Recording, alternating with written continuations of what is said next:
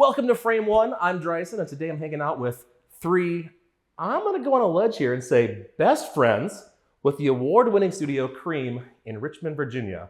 Amanda, Dave, Ruth, thank you guys for being here. I appreciate it. Thanks for having us. So FrameOne, kind of the goal is to talk about that emotional journey that you guys experienced, going from full-time employees to freelance to starting your studio together. I will say, Amanda, Dave, I met you guys at Camp Mograph about 2 months ago. Ruth, extra appreciation to you for being here today because we have not met. And they just said, hey, come be on a TV show today. And so just drug you along. So I come with the full package. Yeah, thank you. Thank you. We appreciate it. So let's kind of jump into early years of Cream Studio, or even beforehand. Ruth and Amanda, you guys were working together, doing broadcast graphics. Bunch of life happened. Started freelancing together. Met Dave virtually, and then kind of collaborated a couple projects. And then one day said, hey, we should all grab some Mexican food and, start a studio together. Yeah. Most people meet up and know each other before they start a studio. That's true. True. That is But very true. like, why? Why would you need to do that? That's pretty silly. Actually, it's probably advised that you do that. But for us, we just kind of clicked even virtually. So Ruth and I, we already had an established relationship. But Dave, we started kind of working together on a project together, and just getting on the phone, I was immediately like, I like this guy. Mm-hmm. He's really cool. Everything about him just kind of checked the boxes, and he was super talented, and he did the same thing with Ruth, working on different projects together. And it was, he's a dreamboat. What's not to like about Dave? It was wild how quickly we clicked. It was like unlike anything I think I'd ever experienced, honestly, especially professionally, you know what I mean? And the notion of starting a studio kind of came up. I think we all kind of had it in the back of our minds in some way, like, not soon, but maybe one day, that kind of thing. And but then it became soon, and it got brought up very quickly. We kind of worked on this project over the course of a summer, and it was that summer that we're like, should we just do this? Should we just?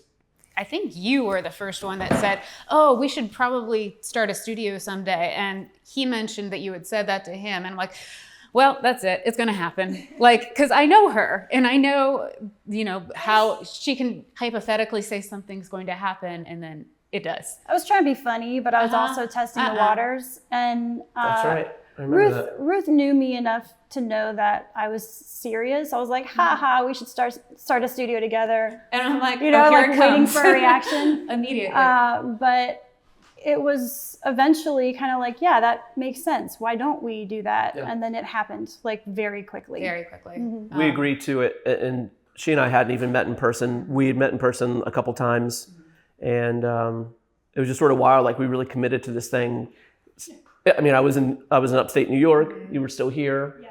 And we're like, let's just do it. And I told my wife, she's like, well, have you met them? Or she's like, she's asking all the questions I should have been in my head. But, just sort of had to explain, no, I know this is different. I know that this is the real deal. Yep. I don't know. It was a weird instinct. It was the right one. With that in mind, going back to when you guys were working together in broadcast graphics, was starting a studio at that point in your goal list? I want to do this? Yeah. Or was it? Yeah, I think so. We didn't know when it was going to happen, but I think I didn't always want to be working for someone else. We definitely had gone through a couple of different jobs where perhaps it wasn't the best work environment. So we knew that we wanted to do something better. Okay. So you leave that job, freelancing for a little bit. You two start Flux Creative. I want to know the difference between that as two freelancers working together versus running a studio. What was that mind shift for you there? That was huge. Very big difference. It's night and day. For one thing, we were still working at other companies while we were doing Flux. That was kind of a side thing. We had it together so that if one of us was too busy on a project at our day job, we could kind of, bounce off of each other for those. But so it kind of went that I was working at a production company and quit very quickly.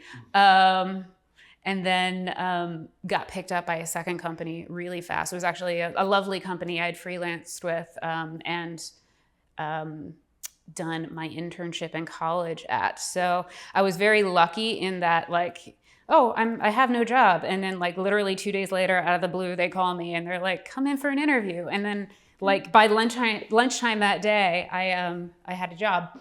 This one, I had just gone freelance full time. I had taken the big, the big jump off the cliff of I'm doing this now. And at the time I was thinking like we were going to do it together. Yes. But so she was like, yay, you don't have a job anymore. And then like I had to call her and go, I have another job. Yeah. I was like, wait, what?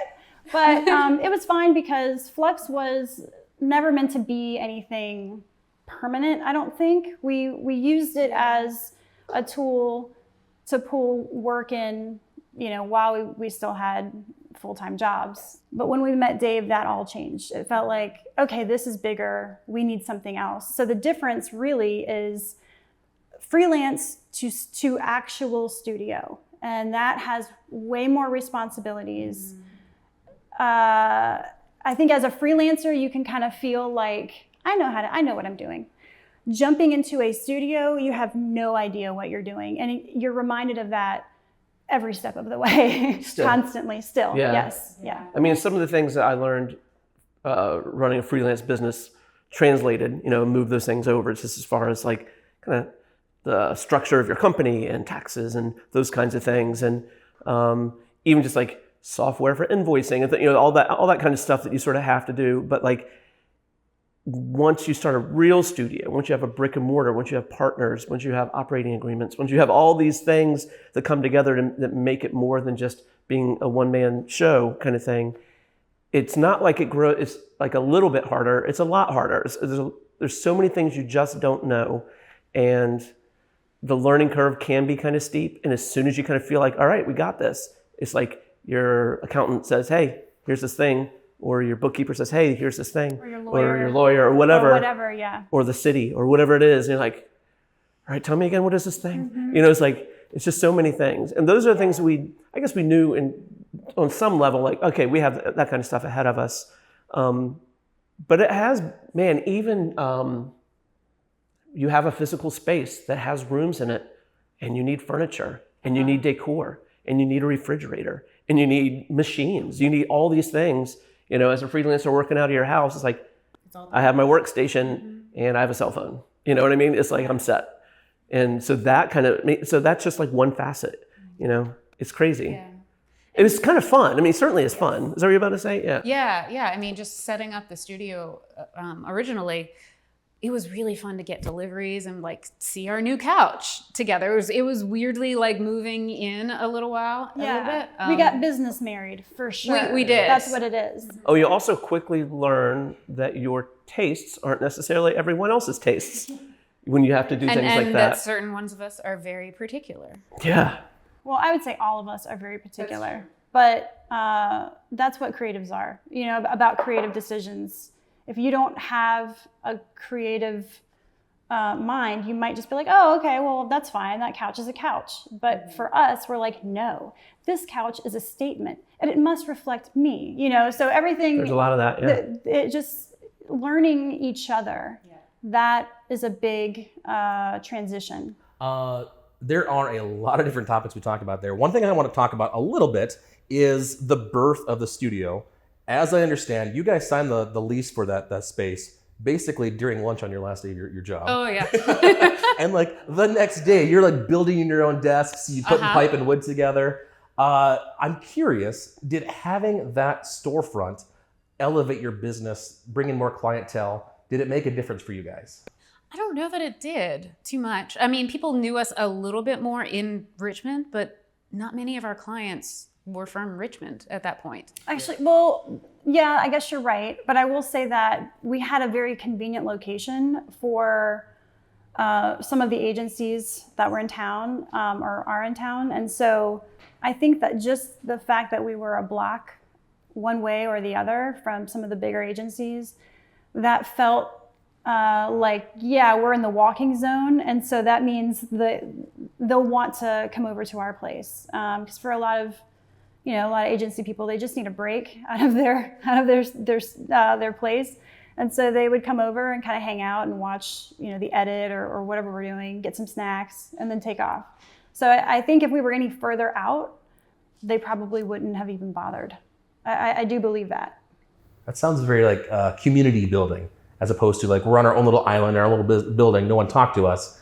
So it definitely generated some curiosity, if nothing else, as far as like foot traffic of, agency people and that kind of thing. It took a while before I feel like, I don't know, we were taken like really, really seriously as a studio by the local agencies. Probably because we had freelanced with them before, so they kind of just saw us all as a group of freelancers. Right, for a and really long honestly, time. we kind of acted that way for a while. It took us a minute to make that full shift into knowing what the difference is between being three freelancers working under one roof and actually being a studio. Well, let's dive into that for a second. Typically, when you're freelance, you are hired for a very specific part of the project. You are doing the animation, you are doing the storyboards, but rarely are you doing the entire gamut of work. Was that your bread and butter? Like, was that what you guys were like when you were freelancing?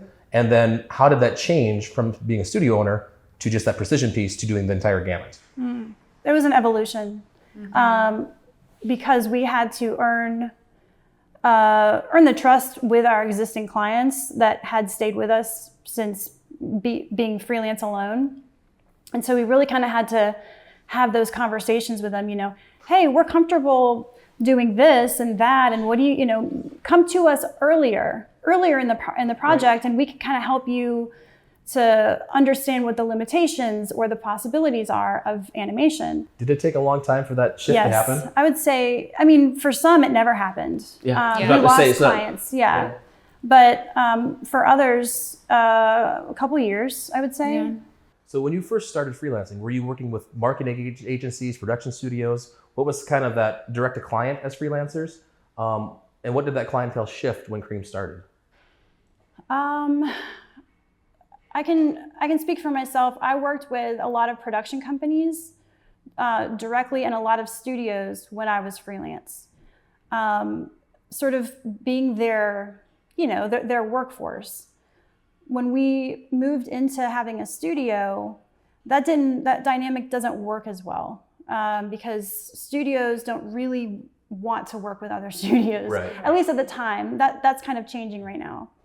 So we started working with more agencies. I think that was the biggest shift. Mm-hmm. And then eventually a few years ago, we started working a lot with clients direct and their internal agencies. And that's been a really good fit for us.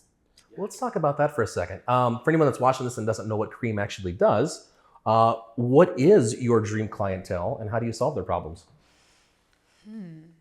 I know, I'll put you on the spot there. I know, right? Dream clientele. Can we go back to the easy question? I know, yeah. I like working with direct to client.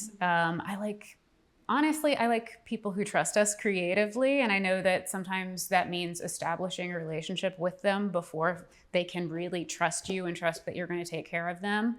But I find I do my best work when they kind of just let me go and like check in and sometimes give feedback.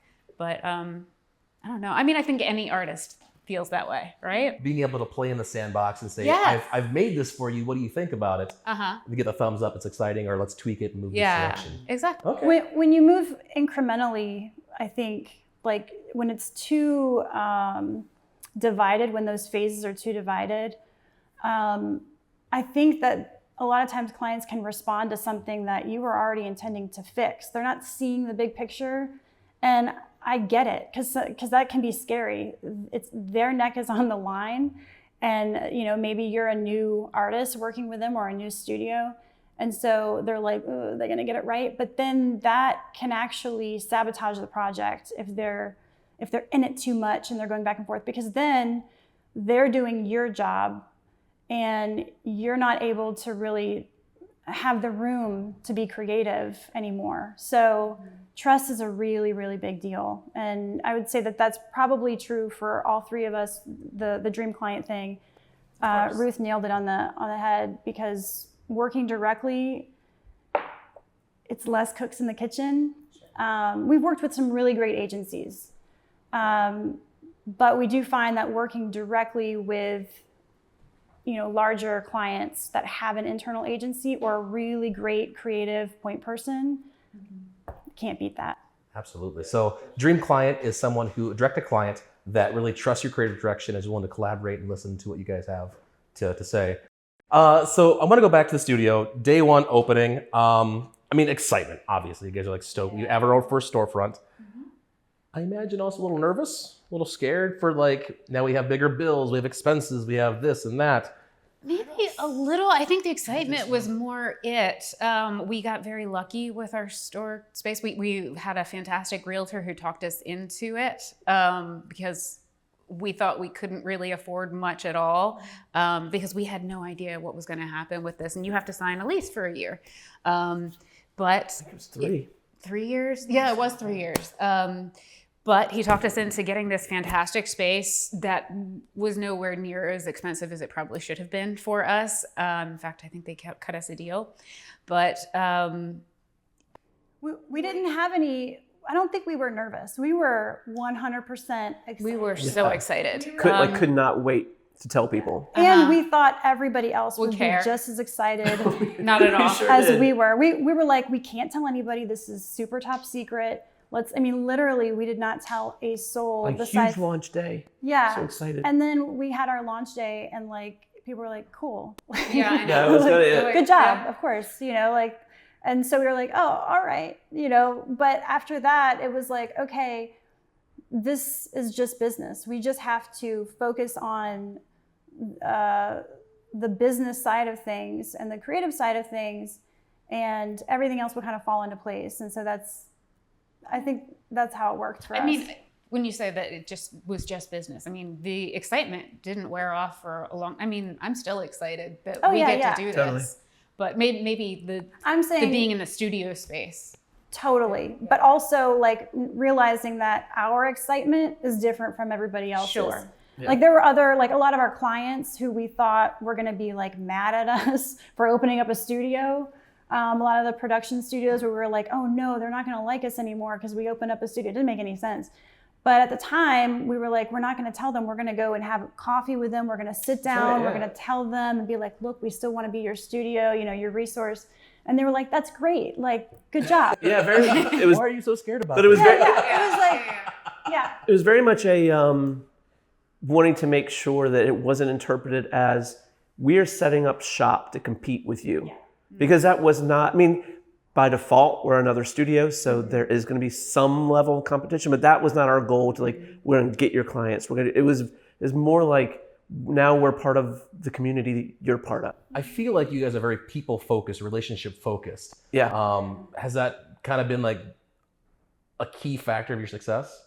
I think it has to be. Yeah. I feel like, now this is my my impression of us. I'm not going to do an impression, but my impression of us, or the way I think that we're viewed as being very friendly, very kind of open, kind of loose. We're not we're certainly a business. We're certainly a studio. We certainly take the work seriously, but we have so much fun together when just. Even when we're just on Zoom calls these days, it's still so fun. Mm-hmm. We love it so much. And I feel like that translates. I feel like, I hope that our clients and potential clients get a sense of oh, they're pretty fun. They're different. I like that, And it's not just the three of us on a Zoom call, just really being excited about each other. We have a team now, and we're very, very lucky to have the team that we do have, and that we can all make very inappropriate jokes together and just laugh. So I want to recap, but I want to talk about that. So far, you guys were just oozing confidence that this is going to work. You're excited about it. You're focused on building relationships and talking to people, and it just naturally led to bigger, better clients, it sounds like, and just saying, hey, we can be a resource for you. So Cream opens basically Halloween 2013. 3 years later, you guys have your first hire, Joanna. What was the point where you're like, okay, yes, we need to take this plunge and be responsible for another paycheck, another salary. Like, that's scary. What constituted it for you? It was the scariest obviously the first hire is the hardest. Yeah. Joanna was, so she was a friend of ours, super talented executive producer at another studio, and Dave had worked with her before. Yeah. And so known her for a long time. Where she was working was really close to where our studio was. And so we'd go have lunch and just kind of hang out. And she would tell us, like, you guys really need a producer. Yeah. We hired her because she told us to. She would hear our stories and be like, yeah, you guys need a producer. Yeah, she was just kind of like, you're functioning like freelancers. That's why people think you're freelancers. And we're like, oh yeah. And so, those talks began and we were terrified. That was one of the biggest slowdowns for us, because we're like, we can't do it. How can we do this? And then once she came aboard, it was really clear, like, she's saving us time. She's allowing us to actually have other roles in our studio, like sales or marketing or finance, So we were... Hello. Hi, I'm not interrupting you, am I? It's okay. Come on in. It must be our server. Would you guys like to place any orders now, or are you still... I would love a hot toddy if I could. Oh, are we doing booze? Are we getting boozy? I would love that, actually. All right, What's another option? I'll do a little booze. Let me turn my mic off. This booze break brought to you by... For real, man. I'm not usually a boozy person, but if you're doing it... I'm doing it. I really want the brandy for my throat, personally. So I am all on board. So, 2016, Joanna comes on board. You guys start solidifying process a little bit more, and things just start clicking, working really well. Same year, you won an award for the Richmond Forum. Won a Cannonball, if I understand correctly. That's correct. Tell me a little bit about that, because at that point, you've been in business for 3 years. You won your first award on your first award show you tried entering. Tell me about that emotion. Yeah, so that these categories would come and go, and like, okay, we didn't get it there, didn't get it there. And as we're getting closer to the end of the show, it's starting to dawn on us, like, are we going to win Best in Show on this thing? And like, that's what happened, and we're like, what? Yeah. So what led to? Because I found some behind the scenes stuff where like it was supposed to be like really colorful at first, and you guys decided to go like a pure white theme to it. But were there different processes you put in play? Was it bringing a producer on board? Like, what was different that led to your first time entering an award show, taking Best in Show? Trust. The client's trust. Yeah. And I felt like we were doing it for us as much as we were doing it for them. Mm-hmm. Like, we just saw an opportunity, like, let's kill this damn thing. Yeah. Also, the script was really beautiful. So that, just getting a really awesome script that you can play with, it's not just, something that's off the cuff. You could tell that the person who wrote it was very invested in the forum itself. Means a lot. It's a great launching pad for some beautiful visuals. So talk to me about how the process for that worked, from receiving the script to that final render. What did you guys go through to create this thing? We cried a lot and Drank a lot. Well, generally we start with a visual treatment. So we go through the script and we figure out what the visual storyline is going to be and what we're going to show throughout. Like a ton of brainstorming on this. Yeah. Just because we had so many concepts to represent visually that we didn't want them to be literal, So we just so much metaphor that we sort of poured over for every scene. The rip-o-matic was, I think, super helpful. That was the first time, or one of the first times we'd done a rip-o-matic, where we had music, we had a voiceover. It was his scratch. That's right. And so having just putting visuals, sort of abstract or compelling visuals with that, we were like, really anything could work here. Because it's just the tone of the script was a certain way. And by the way, I do want to point out, at that time, we were still doing everything in-house. So that was completely done in-house. Yeah. That's really cool. Mm-hmm. And Ruth led that one, and she almost died, but she's still with us. So our old studio it was an old bank. So we had an actual vault, and that's where the machine was to work on this. So I kind of lived in the vault for a couple of months. Never saw daylight. You could Just tell lock in you the in, end. get the Yeah, work done, pretty like, much. all right, you can come out when it's There done. were a couple of times. There were a couple times like people didn't even know I was there, and like I would hear everybody leaving at night, and then like they would turn off the lights, and I would hear them start punching in the code to like Lock put it on up. the security system, and I would have to scream, "I'm here!" Talking about the relationship you guys have, because like I said earlier, you guys are married together as a business partners. What is that communication level like on projects that are going great or not so great? I mean, we all have our own projects that we lead, so we don't all have to communicate every little detail for every single project. Otherwise, we would be talking nonstop, and we already kind of do, but even more so. For the projects that we do together, I mean, we talk so much. I mean, it all comes down to communication and like knowing that even if you're not fighting, but like you're not agreeing about something right now, and yeah, it can be frustrating in the moment, but then like knowing that you'll come back and go, you know what, I'm still very, very lucky to have these two people as my partners. And It always does circle back to that. Yeah. Kind of no matter what. yeah. Yeah. And there are definite disagreements, either in taste or, direction on a million things, how we run a company, how many people we have, whatever, what apps we use. But in the end, it doesn't matter. I think that at first things would get kind of heated because first of all, we didn't know how to run a business. We were scared. We were younger and immature, and we didn't know how to solve those little quarrels. But over time, you start realizing like, this is just a little blip. This is just a little thing. We've done this before. And it takes that experience to help you realize when it's happening, you know? So one question I'm curious about, being a female-owned or partially owned studio. Majority owned. Majority owned, that's a better way to put that. Where animation marketing in general is predominantly men. So I'm curious, are there any challenges that you guys have noticed being in this world, leaders in this world, that you've had to overcome, or just things you've noticed clients treat you differently than, say, Dave? Yeah.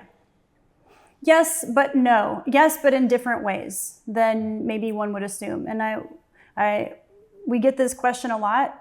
And so I always caveat it with, this is only our experience. It's not to dismiss or, diminish other women's experiences, but we have only experienced like women, mostly women, who prefer to work with Dave or think that we are Dave's secretaries. We got that a It's an lot exaggeration. in the beginning. It's an exaggeration. I mean, or It's not that much of an And exaggeration. it's also years ago. that's true, but Except they for still that one. prefer to work with you. There's some clients that we had that came with me, from the freelance world, and that's just kind of what they knew, and it's kind of like what I was talking about earlier. Is like really just loving building those relationships, and so for them, there's value in that, So were there steps that you guys took or overcome to work on yourselves to project that, no, I'm not a secretary, I'm an owner here? Or was it just a thing of time as Cream grew? It just I think naturally it was faded more away? of a time thing. For me, it was just understanding. I don't think Okay. Yeah. For me, it was time, but it's also learning why. Is it my tone? Is it because I'm too smiley? Is it just trying to make sure that I'm seen, I can only speak for myself, but I'm seen as a creative person who asks the right questions. And like I said earlier, that's when you start gaining trust, is by asking the right questions. So that helped, I think, people see me in a different light. Okay. I think it's possible too that like early on, it's a hindsight thing, but early on we may not have been particularly great about communicating what our studio is and what our roles are and what our backgrounds are and what our strengths are, and just so people fully understood like, okay, so these people that make up the studio, well, I know him, I know what he does, and we, one, maybe they're not asking the right questions, but at the same time, maybe we're not like putting ourselves out there in a way that makes it clear what we're up Yeah, to. I mean, at the time, we didn't know that we needed to do that. Yeah, that's what I'm saying in hindsight, for sure. Yeah. That prompts an interesting question then, because when you first started, Ruth, you were the CFO, Dave was doing communications, and Amanda was marketing. Now it's flipped, where Ruth, you're doing marketing, Dave is CFO, and Amanda's doing sales. Is that still accurate? You got that right? First of all, you know too much. Yeah, I'm like, how do you know that? I'm just saying, and we have a drink break before we get into the exciting stuff. Yay. So yeah, finances. Oh, they're pretty drinks too. All right, so I thought maybe we did it. Do you have? I like how ours looks. Cheers to your new YouTube channel. Yeah. Cheers, you guys. Cheers. Cheers.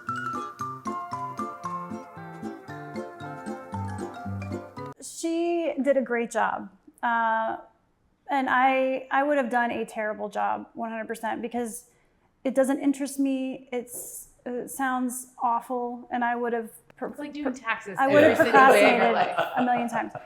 But we started realizing that, I mean, all of us, not just like me and Dave, like, oh no, Ruth's doing a bad job. It wasn't like that at all. Ruth would present information like this, and we would crack up. She'd go, all right, guys, so this is fuzzy math. So I'm pretty sure it's like, and we would crack up because we're like, all right, well, how fuzzy is this? So the way that I run my personal finances is like, I get a bill, I pay it right away. Like, I never carry anything on my credit cards. I pay off my cars immediately. Like, Yeah, she is the best with money. yeah. Yeah, so that's the weird thing. So like, all I need is fuzzy math because it's like, here's a bill, I paid it. Yep.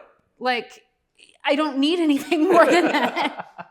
But I think we realized that we needed a true salesman, salesperson, and we needed to kind of flip some things around because my husband is in sales and he was like, you guys aren't really doing sales. And we were like, ew, sales, because we didn't really understand really what it was. And we also stayed really busy. We didn't need Yeah, sales. there's that. But sales would allowed you to grow to do these top We goals. didn't Right, know we didn't that, know that part. Okay, we didn't know that, smarty pants. No, but I think it just sounded like, oh gosh, we don't want to do that. We don't want to meet new people. We don't want to like be a We don't wanna used be car schmoozy. That Easy. surprises me. I figured with your guys' like personalities, here's some cookies, do some business with us. We didn't want to be like buy something from us. Yeah, like if it's just like, Asking hey, for let's go work. hang out and get to know you, that's great. All day But long, man. if we want something from you, like that feels disingenuous. So how did that first sales pitch go? What was that like when you're like, let's just go hang out with this person, get them to like us, and let us naturally I buy don't a remember big the project? first one. Me either. Just in general then. Like, Yeah. Well, that is a different mindset shift. I think we did a lot of things that didn't work initially. We went to like networking events and things like that. Like that, I mean, it might work in your, neighborhood or location, but like for us, did not work at all. Yeah, It was a Richmond's big not waste of time. hotbed Yeah. for this industry. Yeah. So like the people we're talking to have nothing to do with what we do.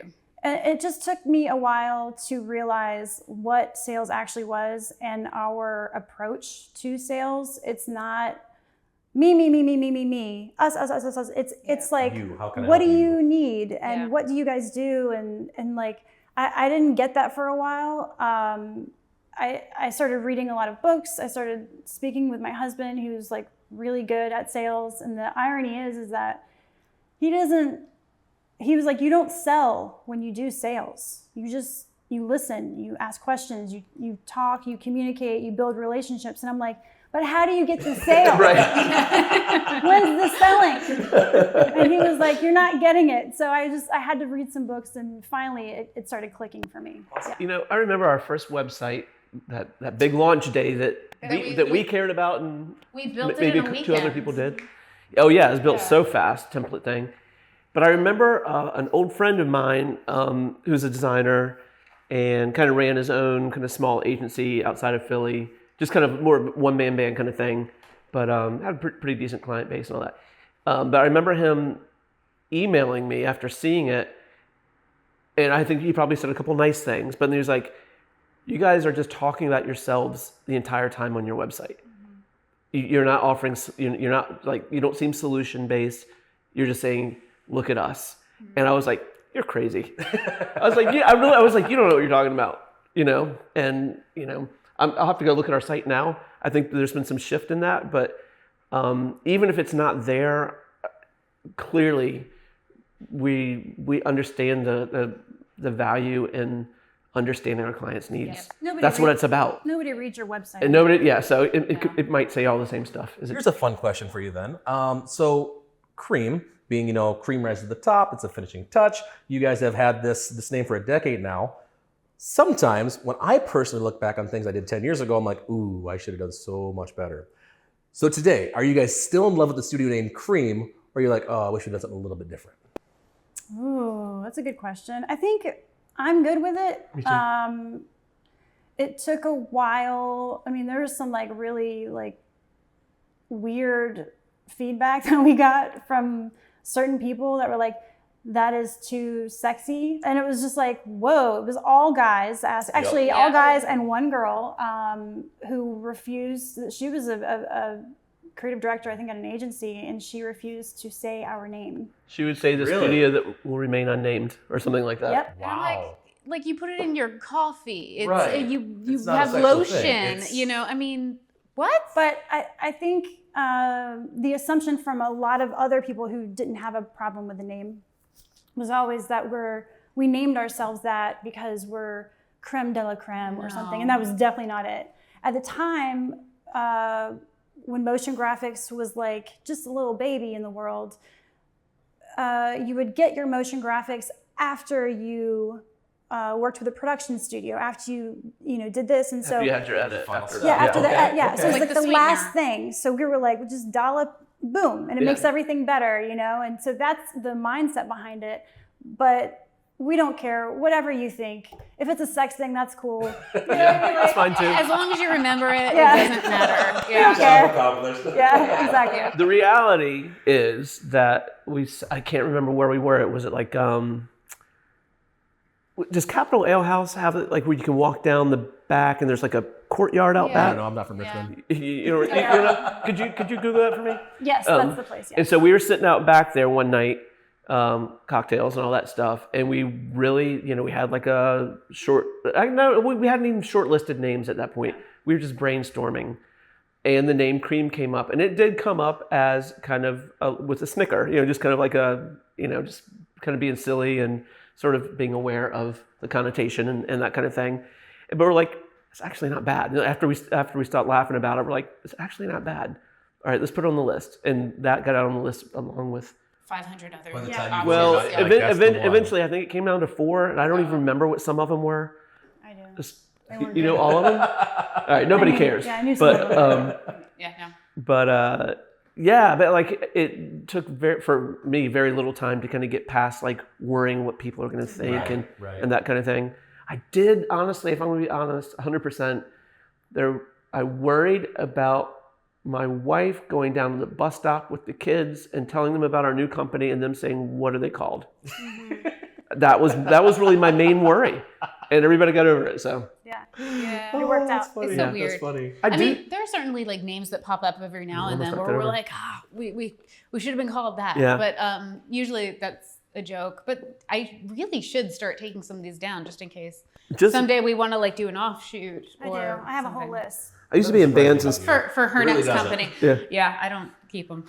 I used to be in bands and stuff, so the notion of company names, band names, all that stuff, I'm always thinking about that stuff. Yeah, Favorite band name that you've been in? Go. I know this one. It's not great, but it's Especially considering her name now. there was a I don't think is that soap out there that's called Lever 2000. Do you know that? It's from the 80s or something like that. Their commercials had this. I don't know if the family was bathing together, but it had a lot of shots of the mom bathing, and the kids, and the dad, and all that. And I'm like, what's up with this naked family? And I'm like, naked family.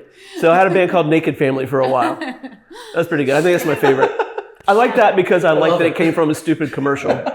Oh, It's the cover of that would be so weird and awesome. The cover of that album? yeah. Yeah. Imagining some Nirvana vibes. Yeah. I'm just imagining I don't know if we could say that without censoring. just from the shoulders up, and then everybody's got shampoo in their hair, but it's Yeah. just 5 people lined up. So diving into the work for a little bit, when I was doing the research, I noticed a lot of stop motion, a lot of 2D. It's 3D sprinkled throughout the Cream career, but not, exclusively until the last couple of years. It seemed like you guys really doubled down and started checking that out. Things like Bell Island, the Dual Playbook Lottery. There was a teeny tiny tech world, which is currently my favorite motion design piece of Really? all time. I'm always so surprised about that one because so we work with a company out in San Francisco, and everything we do for them is purple because that's their color. So I just think of them as my purple projects. So when we do a lot of them, and that was one of my favorite ones. So we repurposed it so that we could, because we can't share their name or the content or anything. So it's always super weird to me when everybody points that one out, because it's oh, that's just one of 10. I think what I loved about it was it's a cinematic, it's just beautiful design, but then the motion reinforces the design on top of it.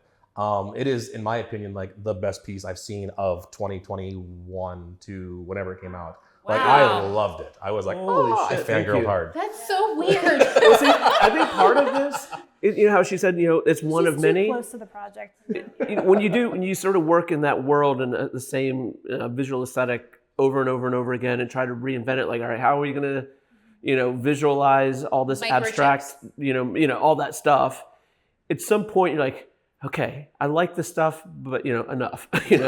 So I have a feeling there could be some of that, because I agree. I think it's solid. That work is really solid. I think, to answer your question, the difference between why we've started having more and more 3D is we have staff 3D artists, but we hadn't had that before. So we have the consistent resource there, who is awesome to work with and understands our team and the projects and all of that. And so that is the big change, or the biggest change between why we've been able to do so much in 3D. And in 2D, we're looking for 2D artists. Gonna hit every camera. Okay, because we would like to have that opportunity in 2D as well, but we've seen enormous benefits from having someone in-house who understands us, understands our vision, and helps enrich that vision with their own creative process. Yeah. So you guys are looking for 2D artists right now. What is the process you go through to vet somebody from a personality standpoint, from a work perspective? What is it you look for? Because I'm imagining you have a pretty locked-in company culture, and you don't want to mess with that. So how do you maintain that? I was just going to throw in on the heels of what she was just saying that kind of dovetails into that, is that our staff 3D guy is fantastic. He really is fantastic, and the work he does. If that fit wasn't there, that company fit, the personality and cultural fit, it would be challenging. Yeah. You know what I mean? Because especially in the 3D world, it's it's so complex and so time consuming. And it's almost like there's so many options, to how any particular scene or design can look, and you can change them quickly, but so many decisions to make, and you just have to be. So he has all that stuff. If he didn't have you feel like one of us kind of vibe, it would be more challenging. But he's 100% one of us. Well, I think that that's kind of the standard now. 3D is a plus, yeah. But really, it's the design and the animation skills in that 2D world, in addition to who you are as a person. And that cultural fit, like you mentioned, is so important. We're very, very protective of this, and we've had amazing employees, and we've had challenges on the other side where it wasn't a good fit, and we knew right away. And and honestly, that has all been because of work ethic. But that's the piece. But even the personality fit. Sure. So I think that someone who likes to laugh, who doesn't get offended easily. I hate to say that, but we push the You gotta have a line. little bit of thick skin. I mean, we just like to run a joke into the ground until it's no longer funny.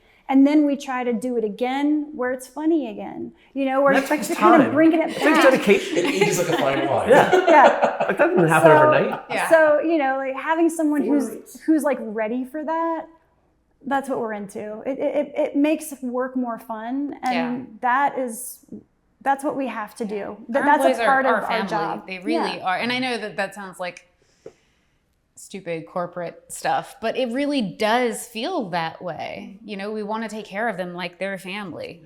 We have not mentioned our current producers at all. We should do that. We should definitely do Yeah, that. they might. Producers are my favorite people in the world, so we should. And give them our recognition. producers are my favorite people in the world. They're so wonderful. And I mean, I think it's all those things. It is communication skills like you've never seen, right? Patience An enormous amount of patience. for us. The ability to, they have a weird challenge to where they have 3 bosses, and there's also our roles as their bosses, supervisors, whatever, but also there are roles as people who are doing work for them as creative directors, It's weird. because we're, our producers, they're the ones that are running the show, and so so we have to be this person that kind of answers to them, and then we have to be this person that they answer to, and it's complicated for them, I'm certain but they handle it so gracefully and perfectly. So That's awesome. and yeah, We're super lucky. we are Toast so to lucky. them. Yeah, absolutely. All of our Woo! So in 2021, it was time to say goodbye to the studio, and you went to a completely remote, at-home studio. I'm curious if that at all impacted your client list or the type of work or processes, or at that point, have you guys already more or less outgrown the studio? We never had a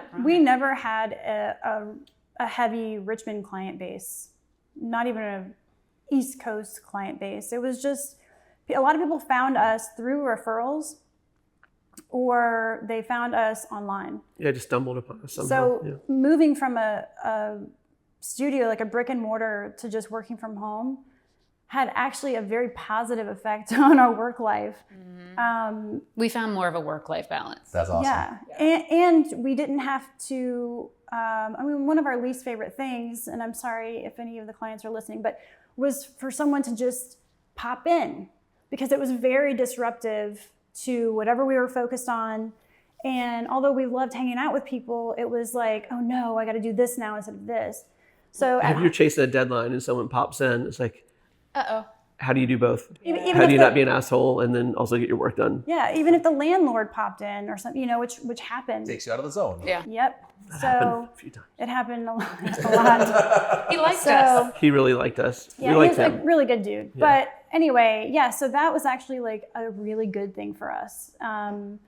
And also not being together meant we couldn't have lunch together, which meant we couldn't, waste a couple hours at lunch or even an hour at lunch when not that we don't take lunch anymore, but it group was more lunches are a flexible. slippery slope. Yeah, They they really can are be, for but us. I imagine they also lead to like new ideas, brainstorming. Now that you are all Yeah. remote and those little like chance encounters that lead to something great, has that gone away at all, or It's is it gotten like better. I Really? think it's gotten so much better. I think what we when we're doing like a visual treatment together, instead of all getting in the same room and like sitting together for hours, there would have been a lot of like jokes and like shooting the shit and everything. Now it's like we really just get down to business so that we can get that done. there's still jokes, and we still Oh, yeah, we waste time, but it's not as much. You're Okay. right. Yeah, for sure. more productive? Got Yeah. it. Well, that is it on my question list. I think our cards are getting a little full in the cameras. Okay. And you're going to laugh at me because this entire time I was so nervous about how to make sure the conversation kept flowing, how to like introduce you guys, yada, yada, yada, that I didn't put any thought into how to end the show. So Oh. I think I'm just going to say thank you. Leave it up to me. Leave it up to you. I'm just kidding. Floor is yours, Amanda. You put yourself on the spot. Yeah, I was gonna get on the table, but I'm not stopping you. I won't do it.